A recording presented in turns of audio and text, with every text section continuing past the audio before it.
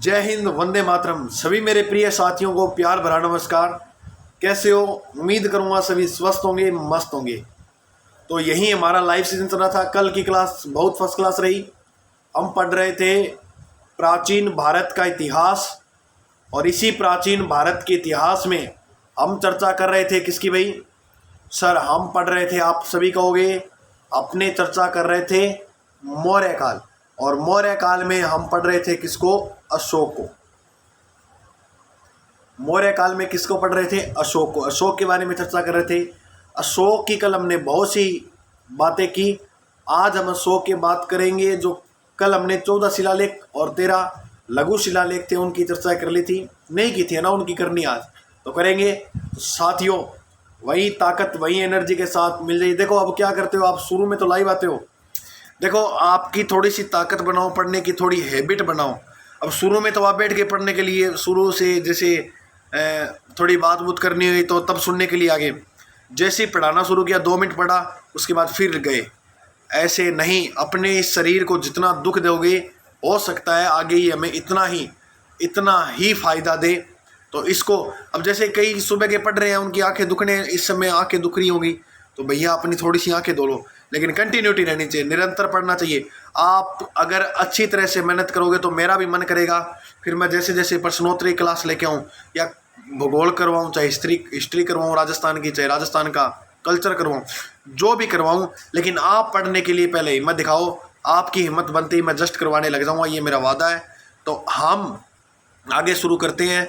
तो सभी को समझ में आ गई तो आप थोड़ा सा शेयर कर दीजिए। और ये जो PDF है ये आप इस टेलीग्राम चैनल पे मिल जाएगी। टेलीग्राम चैनल डिस्क्रिप्शन बॉक्स में लिंक मिल जाएगा, और ना आप इससे जुड़ जाओ यहाँ GK बाय अजय सर नाम से, ठीक है। यही समय है सफलता की दास्तान लिखने का। अब बार बार समय नहीं आएगा, आया नहीं है, समझो इतना बड़ा हो गया कहानी।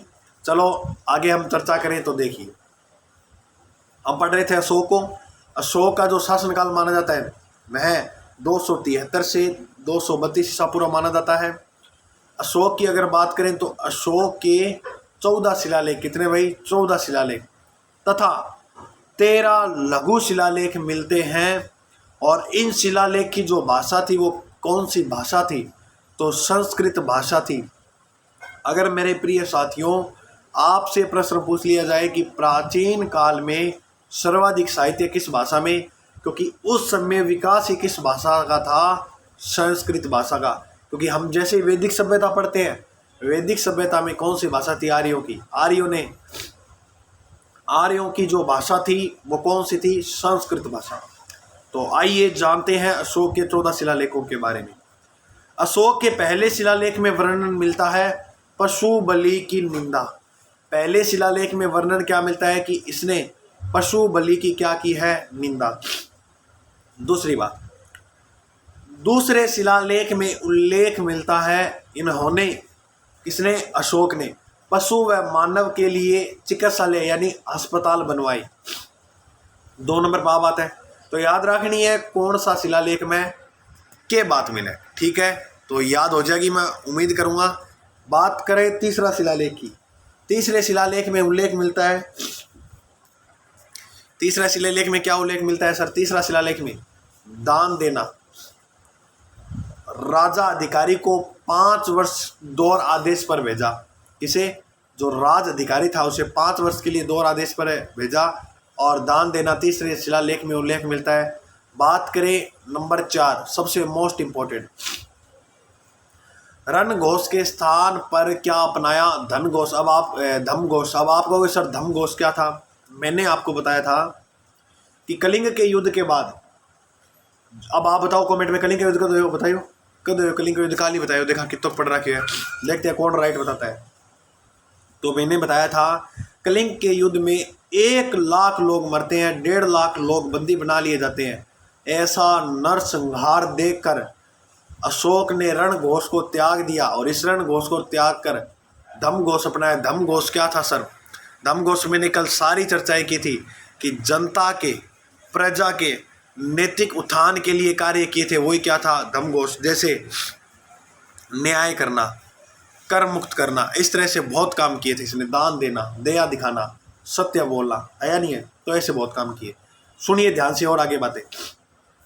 रणघोष वाली बात आ गई। हाँ सर, बात करें पांचवें शिलालेख में मिलता है कि 13वें वर्ष धम्म महामात्रों की नियुक्ति की।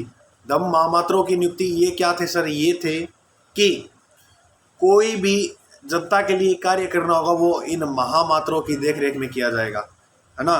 तो धम्म महामात्रों की नियुक्ति है वो कहाँ? 13वें वर्ष 5वें शिलालेख के अंदर।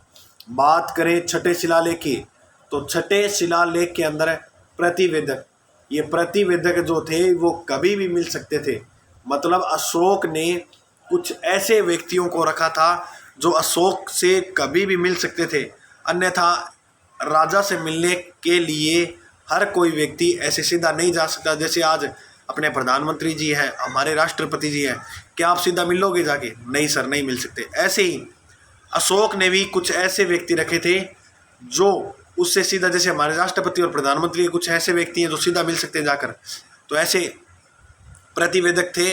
इनका उल्लेख छठे शिलालेख के अंदर मिलता है, तो आपको ये बात भी याद रखनी है।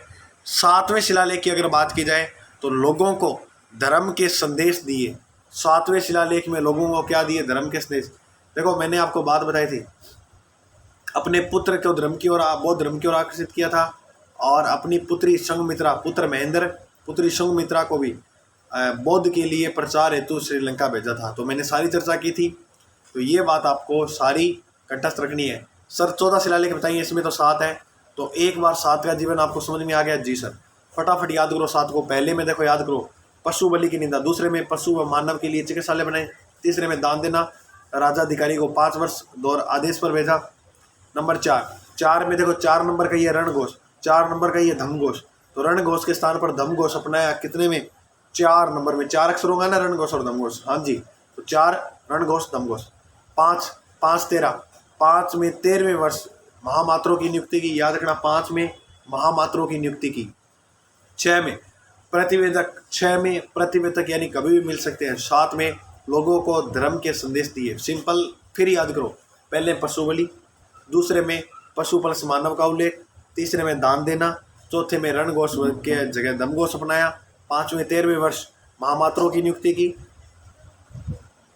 छठे शिलालेख में प्रतिवेदक यानी कभी भी मिल सकते हैं। 7वें में लोगों को धर्म के संदेश दिए। बात समझ में आई? जी सर। आइए आगे अगर शिलालेख देखें तो आगे अशोक के शिलालेखों में चर्चा करें हम, तो सुनना ध्यान से। 8वें शिलालेख, 8वें शिलालेख के अंदर उल्लेख है कि 10वें वर्ष यानी राज तिलक के 10वें वर्ष जो धम्म की यात्रा शुरू की थी, उसका उल्लेख 8वें शिलालेख के अंदर है। तो आप याद रखोगे, 8वें शिलालेख में धम्म यात्रा की शुरुआत है। 9वें शिलालेख के अंदर क्या है? थोड़ी तबीयत खराब है, बहुत ज़्यादा तबीयत खराब हुई कि यहाँ ठंडा ठंडा पानी पी लियो, पी करके तबीयत खराब है। अब वो सर फिर आज छुट्टी रख ले, तो अरे क्या करो, मेरे जी को लाया था वगैरह, तो छुट्टी क्या रख लूँ बताओ? है कौन, तो मिलना ज़रूरी हो जाए। ठीक है, तो मैं सुनना आगे ध्यान से। 9वें शिलालेख में धर्म मंगल। अब धर्म मंगल क्या था आप पूछोगे? मतलब इसमें बताया था कि अहिंसा, गुरुजनों का सम्मान करना और ब्राह्मणों को दान देना। तो ये सारा उल्लेख किसके अंदर दिया था? 9वें शिलालेख के अंदर। और बात की जाए 10वें शिलालेख की, 10वें शिलालेख में धर्म श्रेष्ठता पर बल दिया। 10वें शिलालेख में धर्म, 9वें में धर्म मंगल, 10वें में धर्म श्रेष्ठता, 10वें में 10 श्रेष्ठ धर्म श्रेष्ठता। सॉरी, धर्म नहीं है, धम्म है। धम्म जो पढ़ा था ना, 100 का धम्म, धम्म की श्रेष्ठता पर बल दिया। धम्म जो जनता के नैतिक उत्थान के लिए ना। हाँ जी, धम्म की व्याख्या 11वां शिलालेख जो है उसके अंदर की गई है। और बात करें 12वें शिलालेख में धार्मिक सहिष्णुता का है। ये 12वां जो शिलालेख है ये किसका है? धार्मिक सहिष्णुता का। बात करें 13वां शिलालेख की, तो 13वां शिलालेख के अंदर कलिंग विजय, कलिंग का युद्ध जो हुआ था वो कब हुआ था? 261 BC के अंदर। ये सारी चर्चा आपने की थी। इसमें क्या बताया है? देखो, आपको कोई भी टॉपिक करना हो मेरे प्रिय विद्यार्थियों, तो आप चैनल खोलो ना, जब जीके बाय अजय सर नाम से, है ना, तो इसके प्ले लिस्ट में चले जाया करो। इसके कहाँ भाई? प्ले लिस्ट में आपको हर टॉपिक मिल जाएगा। मैंने अलग से सारे बनाए हुए टॉपिक जो आपको करने हैं। ठीक है, सुनना। 13वें शिलालेख में कलिंग विजय मिलती है। जी सर। दूसरी बात, इसमें विदेशी राजाओं का वर्णन भी मिलता है। कौन कौन से थे, जैसे नाम सुने, एंटियोकस, एंटीगोनस, मेगस्थनीज, टोलमी, अलेक्जेंडर का उल्लेख जो मिलता है वो 13वें शिलालेख के अंदर मिलता है। ये वही मेगस्थनीज ने, मैंने बहुत बार बता रहा हूँ, ये प्रश्न बहुत बार भी एग्जाम में आया हुआ है, जिसने एक पुस्तिका लिखी थी जिसका नाम था इंडिका। इंडिका के रचयिता कौन है, मेगस्थनीज। 14वें शिलालेख की बात करें तो 14वें शिलालेख में है धम्म सिद्धांतों का अनुपालन कर सके। धम्म के सिद्धांतों का जो अनुपालन है उसका उल्लेख किस शिलालेख में है, 14वें शिलालेख के अंदर। सुनना मेरी बात ध्यान से, इसमें लिखा था कि धार्मिक जीवन जिएंगे, शाम को सोचे वो गधा। बिल्कुल राइट बात है, क्योंकि ये बात ये हमारे, आज मैं नहीं कह रहा, ये हमारे अशोक ने 14वें शिलालेख के अंदर कह दी थी। जो व्यक्ति शाम के समय सोचता है कि यहाँ करना चाहिए, आज इन्हें नंबर यहाँ दे के आना है, आज इन्हें मिलेगी, यहाँ जाड़ो है, तो ये सारी बातें सामने सोचे, वो कौन है, गधो है। अब देख लियो, दिन में जितो सोचना हो सोच लिया करो, शाम के टाइम ना सोच करो, क्योंकि शाम को सोचोगे तो अद्भुत लगेगा और जीवन में दुख भी देखने को मिलेगा, है नहीं है। तो दिन में सोचे बड़ी आदमी है, ठीक है। तो ये चीज़ें याद रखना। अब लिखा हुआ है, मैं कुछ नहीं कर रहा, देखो, शाम को सोचे वो गधा, 14वें शिलालेख, सिंपल। आइए आगे बात करते हैं। 8वें शिलालेख धम्म यात्रा, 9वें धर्म मंगल, 10वें में धर्म श्रेष्ठता, 10 धम्म श्रेष्ठता, 11वां धर्म व्याख्या। धम्म व्याख्या, अरे यार धम्म की अगर बिल्कुल याद हो जाएगा। 12वें में धार्मिक सहिष्णुता का है, 13वां कलिंग है, कलिंग में 3 अक्षर है, कलिंग में 3 है, और 13 में भी लास्ट को अक्षर 3 है। अगर भी याद ना हुआ है तो आप रीजनिंग करा, अल्फ़ाबेट में देखो 13 3 नंबर पे क्या आता है, सी, तो सी से कलिंग है ना, याद कर लेना, 13वां कलिंग विजय। 14वें में धम्म सिद्धांतों का अनुपालन, धार्मिक जीवन जिएंगे, और शाम को सोचे वो गधा। तो ये बातों का उल्लेख मिलता है, सिंपल याद हो जाएगा। आगे चलिए, आगे अगर मेरे प्रिय साथियों हम बात करें तो सुनना ध्यान से मेरी बात। अभी आप सारे नोट्स बना लो, साथ साथ मैं आपको बता रहा हूँ, हम अच्छे अध्ययन के साथ पूरा इतिहास पढ़ेंगे, बाद में पछताओगे आप। हो सकता है ये बाद में वीडियो प्राइवेट की जाए, क्योंकि समझ रहे हो ना, तो आप फर्स्ट क्लास तरह से अभी कर लो। अभी हम भी फ्री अच्छा कंटेंट दे रहे हैं आपको, अच्छे नोट्स बनाओ, ये दिक्कत है, दिक्कत है कोई नहीं है। और इसके साथ साथ राजस्थान जी के भी कवर करवाऊंगा, लेकिन शर्त ये है कि थोड़ा सा पढ़ना शुरू करो। मेरे को लाइव से कोई इतना नहीं है, जितने आओ इतने ही पढ़ना शुरू करो, यानी कम से कम आप जितने देख रहे हो इतना तो पढ़ने वाले बनो, आया नहीं है। प्लीज़ रिक्वेस्ट है, पढ़ो, ठीक है, पढ़ने में कोई कमी नहीं रहनी चाहिए। सुनो ध्यान से, ये शिलालेख जो है वो 8 स्थानों से मिले हैं। कितने स्थानों से, आप लिखोगे कितने स्थानों से मिले हैं, 8 स्थान से। ये शिलालेख 8 स्थान से। सर 8 स्थान कौन कौन से हैं, सायाबाजगढ़ी, मानसेरा, कालसी, गिरनार, सोपरा, धौली, जोगढ़ में। तो 8 स्थानों पर ये जो 14 शिलालेख हैं ये लगे मिले हैं। 14 शिलालेख हैं, 14 के बाद जो 7 हो, लेकिन 7 नहीं लेना है, 8 लेना है। तो याद रखोगे 14 शिलालेख जो हैं वो कितने स्थानों पर मिले हैं, 8 स्थानों पर मिले हैं। आगे मेरे प्रिय साथियों बात करें, कुछ सुना ध्यान से बात, कुछ फूटकर शिलालेख असंबद्ध रूप में हैं और संक्षिप्त हैं, शायद इसलिए उन्हें लघु शिलालेख कहा जाता है। सुनना मेरी बात ध्यान से, 14 शिलालेख हमने पढ़े, उसके आगे मैंने एक छोटी सी बात और लिखाई थी। अब कई बार पूछ लेते हैं 100 के लघु शिलालेख कितने हैं, ऑप्शन में आता है 1, ऑप्शन में आता है 7, ऑप्शन में आता है 13, ऑप्शन में आता है 14, सारा आँख मिल के 14 करिए है। लेकिन थोड़ा ध्यान से सुनना, यहाँ चर्चा हो रही है लघु शिलालेख की। तो अशोक के जो लघु शिलालेख है उनकी संख्या जो है वो कितनी है, 13 है। तो ये बात आप याद रखोगे, सिंपल। अब सुना, इस प्रकार के शिलालेख कहाँ कहाँ लगे मिले हैं, तो देखो जगह कौन कौन सी है, रूपनाथ, सासाराम, बेराट, मास्की, सिद्धपुर,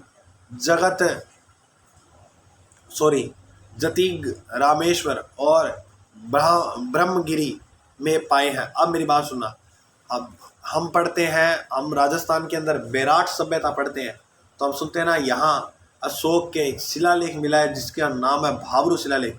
तो वो 14 शिलालेखों में से नहीं है। मेरी बात समझ में आ रही है मेरे प्रिय साथियों, ये बेराट जो आया वो लघु शिलालेख के अंदर है, समझना ध्यान से, बहुत काम की बात है ये। इसीलिए हम बेराट सभ्यता को मौर्यकालीन सभ्यता कहते हैं। क्यों कहते हैं, क्योंकि कहीं ना कहीं इस सभ्यता का संबंध मौर्य काल से भी रहा है। देखो अशोक की चर्चा हो रही है तो अशोक कहाँ के थे? मौर्य काल के सबसे महान राजा हुए हैं, इसलिए तो वो बात भी याद रखना। मेरे को कमेंट में एक प्रश्न बताओ रहे तो गुरु जी पूछो, बैराट सभ्यता की खोज किसने की? देखते हैं कौन बताता है। कमेंट सारे दिख रहे हैं मेरे को आपके, सभी फटाफट बताओ कौन बताता है। हाँ जी, वाह भाई वाह। चलो सुनो, आगे सुनो। तो याद रखो ये यहाँ शिलालेख मिले, लघु शिलालेख। इसके अलावा 7 लेख स्तंभों पर उत्कीर्ण है, जिसे स्तंभ लेख नाम दिया गया है। अब अगर आपसे प्रश्न पूछ ले कि स्तंभ लेखों की संख्या कितनी है, तो स्तंभ लेखों की जो संख्या है वो कितनी है? 7 स्तंभ लेख हैं। और कितने स्थान से मिले हैं? 6 स्थान से। यह बात लिख लेना। 7 शिलालेख कितने, 7 स्तंभ लेख हैं जो कितने स्थानों से मिले हैं? 6 स्थान से। जबकि मैंने अभी एक बात और बताई थी, सुनना ध्यान से। सर क्या बताई? कि 14 शिलालेख हैं, जो 8 स्थान 14 शिलालेख हैं। यहाँ 7 ये जो है ये क्या है? स्तंभ लेख। कितने स्थान से मिले हैं? 6 स्थान से। ये लिख लेना साथ में नोट लगा के नीचे, ऐसे लिखना। इसके यहाँ इसके आगे लिखना ये बात नोट लगा के। अशोक के 7 स्तंभ लेख यह 6 स्थानों से मिले हैं। अब ये 6 जो स्थान है वो कहाँ कहाँ कौन कौन से मिले, देखिए आइए चर्चा करते हैं। पहला जो है नंबर 1, जिसका नाम है दिल्ली टोपरा।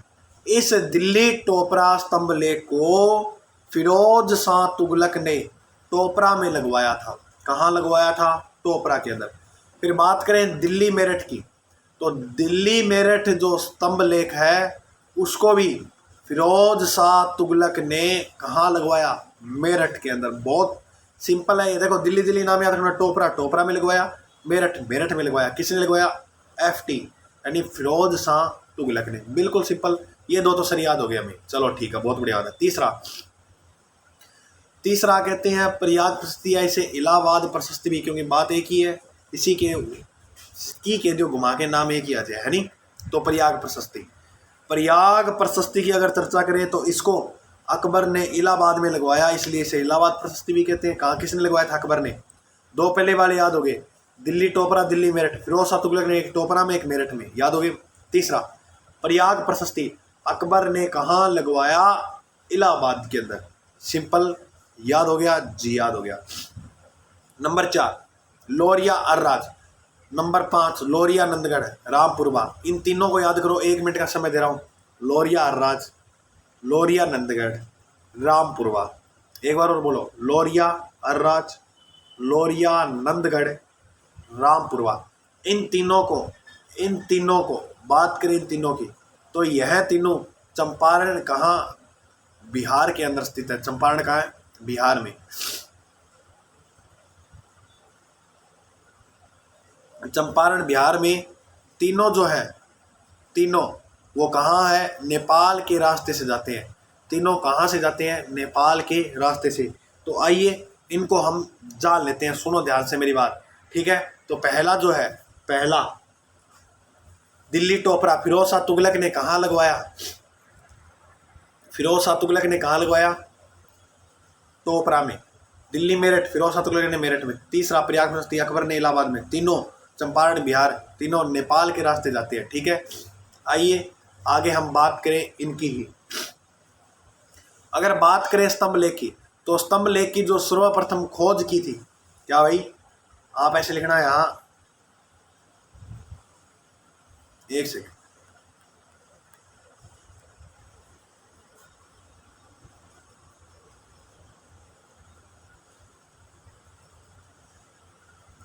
सर्वप्रथम खोज की थी वो किसने की थी? तो सर्वप्रथम जो खोज की थी 1750 में टी पैंथलर ने की थी। किसने की थी? टी पैंथलर ने। और किसकी खोज की थी? तो दिल्ली मेरठ का जो शिलालेख है, जिसे फिरोज शाह तुगलक ने मेरठ में लगवाया था, उसी की। अब आपका नया प्रश्न रहेगा क्या कि इसे सर्वप्रथम पढ़ा किसने था? तो इसे 1837 के अंदर जेम्स प्रिसेप ने पढ़ा था।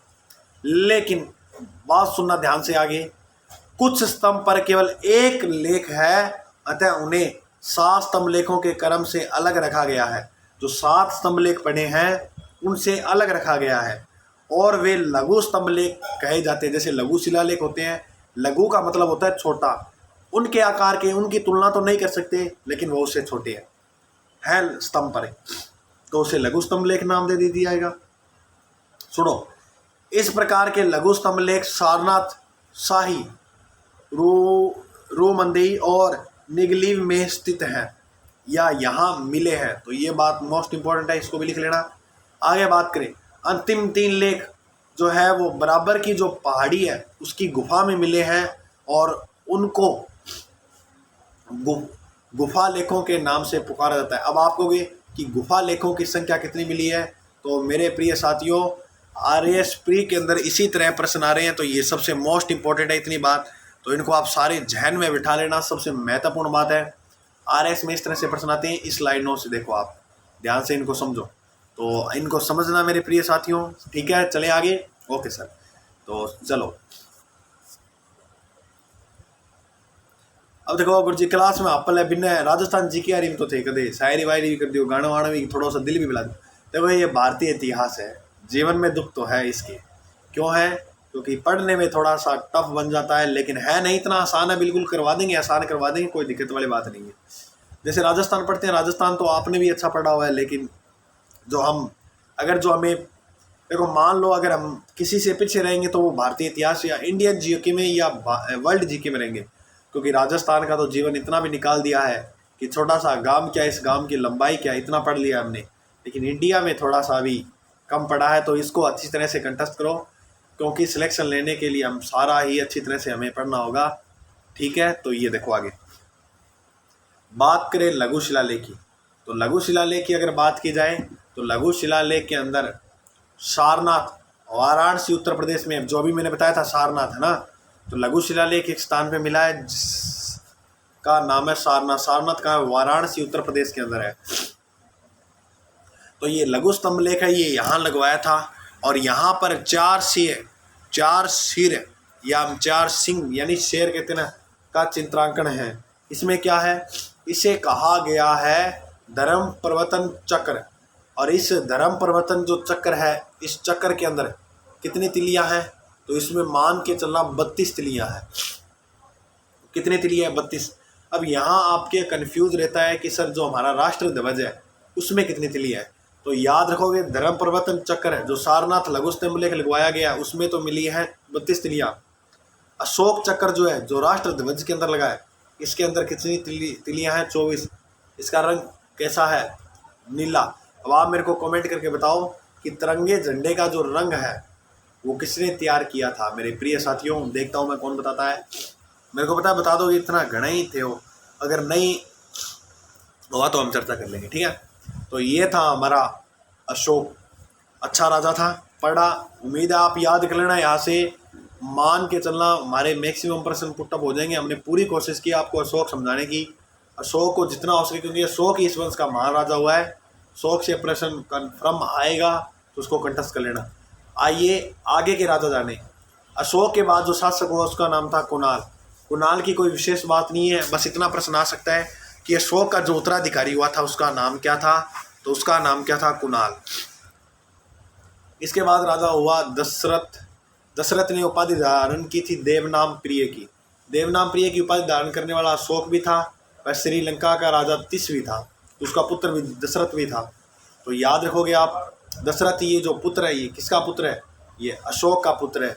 तो अशोक के पुत्र ने ही देवनाम प्रिय की उपाधि धारण की थी, और हमारे श्रीलंका के राजा तिस ने भी देवनाम प्रिय की उपाधि धारण की थी। बात करें नागार्जुन पहाड़ी में, इसने गुफा के अंदर, नागार्जुन की जो पहाड़ी है उसमें गुफा है, उस गुफा के अंदर दशरथ ने क्या बनवाए थे? चित्र। और ये थोड़ा सा गलती से लिखा गया गाना था, ठीक है। और यह बौद्ध धर्म का क्या था? अनुयायी था, क्योंकि मैंने आपको बात बताई थी अशोक किस धर्म का था? बौद्ध धर्म का। तो ये बौद्ध धर्म का अपने पुत्र को भी बौद्ध धर्म का बनाएगा जी, तो बौद्ध धर्म का अनुयायी था। इसके बाद जो राजा हुआ उसका नाम था संप्रति। संप्रति को याद इसलिए रखना है, इसलिए महत्वपूर्ण हो जाता है, यह जैन धर्म का अनुयायी था। तो मौर्य काल में जैन धर्म का अनुयायी संप्रति। फिर हम बात करें बृहद्रथ की, तो बृहद्रथ 185 ईसा पूर्व पुष्यगुप्त शुंग की हत्या कर पुष्यगुप्त शुंग ने बृहद्रथ की हत्या कर दी और हत्या कर एक नए वंश की नींव रखी जिसका नाम था शुंग वंश। शुंग वंश, कन्नव वंश, इन सभी की जो चर्चा है वो हम करेंगे मौर्योत्तर काल के अंदर। मौर्योत्तर जो काल हम पढ़ते हैं उसमें एक तरफ तो क्षेत्रीय राजवंश पढ़ते हैं और एक विदेशी आक्रमण, तो उन सारी चर्चाएं करेंगे, अच्छे तरीके से करेंगे, हर बात को बढ़िया तरह गहरे अध्ययन से करवाया जाएगा। आप टेंशन मत लेना कि सर आपने ये बात छोड़ दी, जो बात छोड़ी है तो वो यूँ मान के चलना कि एग्ज़ाम की दृष्टि से हो सकता है शायद वो इम्पोर्टेंट ना हो। मैंने पूरा प्रयास किया है हर चीज़ आपको प्रोवाइड करवाने का, ठीक है। तो सुनना ध्यान से। बृहद्रथ, इस वंश का जो अंतिम राजा था उसका नाम क्या था? तो मेरे प्रिय साथियों उसका नाम था बृहद्रथ। तो ये थे मौर्य काल के इतने राजा। थैंक यू सभी विद्यार्थियों को हमारे साथ जुड़ने के लिए, इतना समय आपने दिया, बहुत बहुत आभार। इसीलिए कहना चाहूँगा कि टूटने लगे हौसले तो याद रखना, बिना मेहनते तख्त और ताज भी हासिल नहीं होते हैं। ढूंढ लेना अंधेरों में भी रोशनी, क्योंकि जुगनू किसी रोशनी के मोहताज नहीं होते हैं। वास्तविकता है जुगनू किसी रोशनी के मोहताज नहीं होते हैं। देखो हम एक दिन मैं मोटिवेशन वीडियो लाऊंगा और एक तरह ये भी लाऊंगा, क्योंकि अब आप कहोगे कि कईयों के फ़ोन आते हैं कि सर आपकी एज भी इतनी नहीं है फिर भी आप हर सब्जेक्ट इतनी ताकत से करवा लेते हो, ये क्या कारण है? देखो कारण कुछ नहीं है, मैं आपको ये एक बताऊंगा फंडा, क्योंकि मेरे को जीवन भर पढ़ाना नहीं है, क्योंकि आप की तरह मैं हूँ। तो हम किस तरह से एक सही ढंग से, देखो हर चीज़ को समेटने की कोशिश किया करो। कोई भी चीज़ है उसको समेटने की कोशिश करो, बिखराव मत किया करो। जितना आपको समेटने की कोशिश करोगे, देखो आपने मौर्य काल में जितने भी राजा पढ़े कहीं भी आपको बिखराव लग रहा था क्या? कहीं भी फालतू बात एक भी लग रही हो तो कमेंट में बता दो कि सर हाँ ये आपने एक लाइन ऐसी थी जो एक्स्ट्रा लिखवा दी। एक भी लाइन जो एग्जाम से संबंधित है, अरे पढ़ने क्या फ़ायदा, मान लो इतना शो के बारे में जाने, ये था इसके दादा का नाम ये था, अरे ज़रूरत कहाँ है जानने की, ठीक है। लेकिन चलो अच्छी बात है, हमें पता होना चाहिए। अब जैसे मेरे को कई कहते हैं मास्टर है क्या है महात्मा, कई बच्चे ने प्रश्न पूछा था एक बार क्लास में था, मेरे को याद आज भी वो प्रश्न, महात्मा गांधी को 4 कंधे देने वाले व्यक्ति थे, उनके नाम बता दीजिए। ये मास्टर होते हैं मतलब पूछाने के लिए। मैंने कह दिया हमने इतना नहीं पढ़ा। क्यों नहीं पढ़ा? क्योंकि इतना एग्ज़ाम रिलेटिव नहीं है। महात्मा गांधी के आप 4 कंधे वाले भी पकड़े रखो, क्योंकि वहाँ से कभी प्रश्न नहीं आएगा, ऐसे है नहीं, बेतुके प्रश्न कभी आएंगे नहीं, और ना ही एग्जामिनर ऐसे प्रश्न बनाएगा। क्या आप तो इतिहास के मास्टर हो, आपको पता होना चाहिए 4 कंधे देने वाले कौन थे। मैंने कहा मास्टर हूँ, लेकिन मेरा उद्देश्य ये नहीं है कि मैं इस तरह से बातें बताऊँ, समझ रहे हो। अगर मैं इस तरह से आपको बातें बताने लग गया तो मान के चलना कितना समय लगता है फिर इतिहास कंप्लीट होने में, है या नहीं है। तो हम केवल एग्ज़ाम से संबंधित बातें ही करेंगे, अन्यथा अगर कोई बात बताने वाली हुई जो काम की हुई वो बताएंगे, ठीक है। तो इसकी जो PDF है, जैसे कल वाली PDF भी टेलीग्राम पे मिल गई थी, तो आप टेलीग्राम से जुड़ जाइए। टेलीग्राम चैनल जीके भाई अजय सर नाम से है। और जय हिंद, जय भारत। मिलते हैं अगले भाग में। थोड़ा सा शेयर वेयर कर दिया करो वीडियो को, है या नहीं है।